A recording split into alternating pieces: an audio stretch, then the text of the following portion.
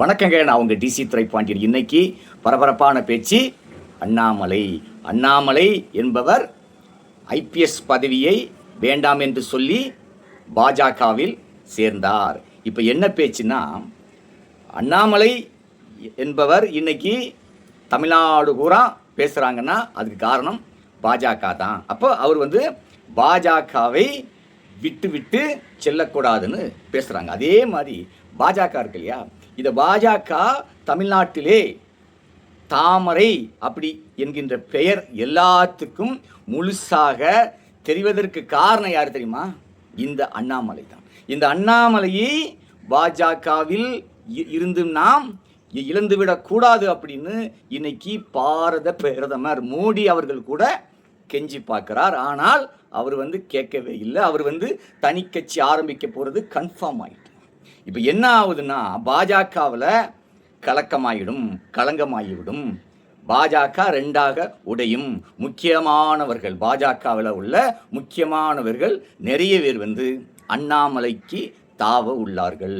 அதையும் தாண்டி இன்னொரு முக்கியமான விஷயங்க, பாஜகவிலிருந்து அண்ணாமலைக்கு தாவறது ஒன்றும் பெரிய விஷயம் இல்லை. ஏன்னா அவர் பாஜகவனுடைய தமிழ்நாட்டினுடைய அவர் என்னதான் இருந்தார், பாஜக கட்சிக்கு தமிழ்நாட்டுக்கே தலைவராக இருந்தார்.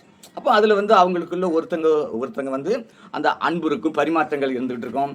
தலைவர் அவர் தான் மீண்டும் வரணும்னு ஆசைப்பட்டவங்க, அவரையே தலைவராக ஏற்றுக்கொண்டவர்கள் நிறைய பேர் இருப்பாங்க. அப்போ அவங்க எல்லாரும் என்ன பண்ணுவாங்க தெரியுமா, இந்த கட்சிகள்லாம் தாண்டி இருப்பாங்க. அண்ணாமலைக்குன்னு இன்னைக்கு ஒரு கூட்டம் இருக்கும், அது பூரா அண்ணாமலை பக்கம் தான். ஸோ அதையும் தாண்டி இப்போது இன்னொன்று, அனைத்து இந்திய அண்ணா திராவிட முன்னேற்ற கழகம் அதிமுகவில் இருந்து இன்னைக்கு அண்ணாமலை கிட்ட போகிறதுக்கு நிறைய பேர் தயாராகிட்டாங்க.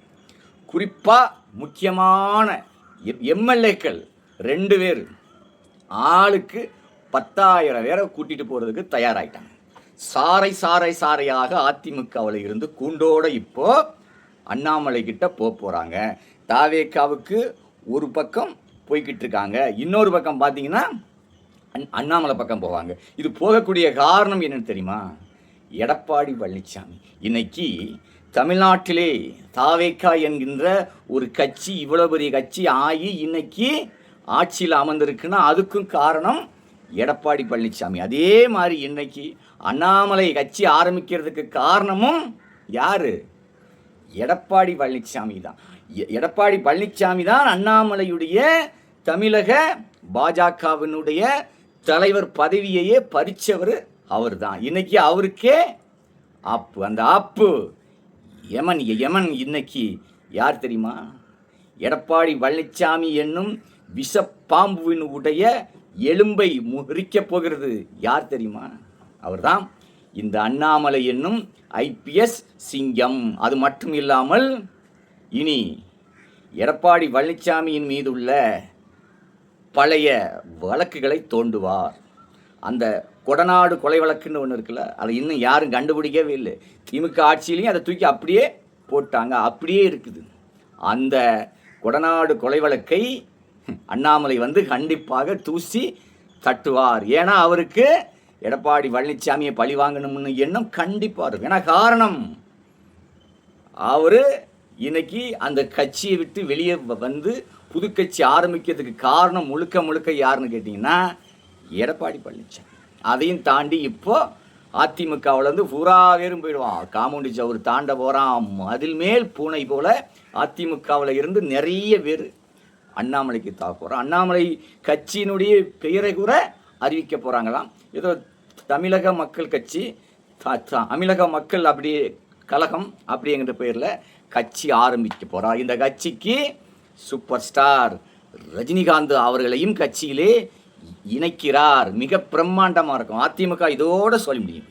நான் அன்னைக்கே சொன்னேன், சின்னம்மாவை சேருங்கப்பா, சேர்த்து சின்னம்மாவை அதிமுகவினுடைய பொதுச் செயலாளரை போடுங்கப்பா, அப்போ தான் இந்த கட்சியை காப்பாற்ற முடியும்ப்பான்னா எவனும் கேட்க மாட்டாங்க.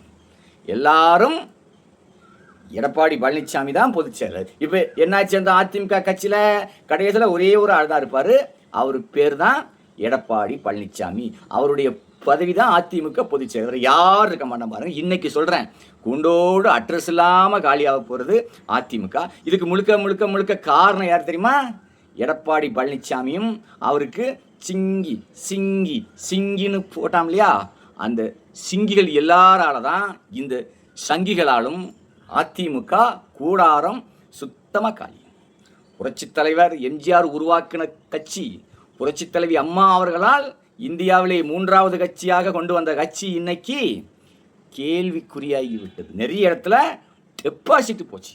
இது காரணம் யாரு? எடப்பாடி பழனிசாமி தான்.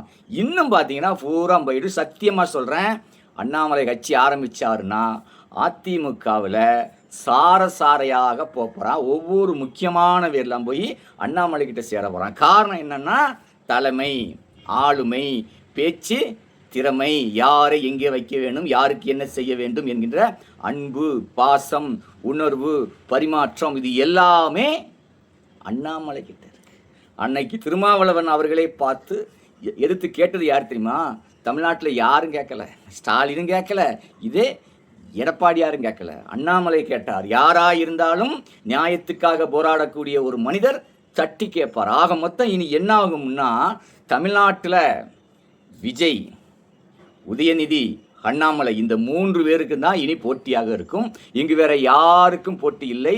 விஜய் நல்ல மாதிரி செய்தால் அவருக்கு மக்கள் ஆதரவு கொடுப்பாங்க, மீண்டும் ஓட்டு போடுவாங்க. அப்படி இல்லைன்னா அடுத்த ஆள தமிழ்நாட்டிலே அண்ணாமலை தான் முதலமைச்சர் ஆகுவார். இது இளைஞர்கள் கல்வியின் மீது பற்றுதல் உள்ள எல்லா இளைஞர்களுமே அண்ணாமலை தான் வர வேண்டும். ஒரு IPS அதிகாரி வந்தால் நாடு எப்படி இருக்கும்? நம்ம ஒரு சினிமா கதாநாயகன், அவருடைய நடவடிக்கையெல்லாம் பார்த்துட்டோம். கதாநாயகன் சினிமாவில் மட்டும்தான் கதாநாயகனா, இல்லை நாட்டுக்கு கதாநாயகனாக பொருந்துவாரா என்பதை பார்த்து விட்டோம். அடுத்தது ஒரு அதிகாரி, ஒரு IPS அதிகாரியை முதலமைச்சராக கொண்டு வர வேண்டும் என்று எல்லோரும் அண்ணாமலைக்கு ஓட்டு போடுவார்கள். ஆக மொத்தம் அதிமுக கூண்டோடு காலி காலி, கட்டமனா போச்சு, நாசம் நாசம் நாசம் என்று சொல்லி விடைபெறுகிறேன். உங்கள் DC துரைபாண்டியன்.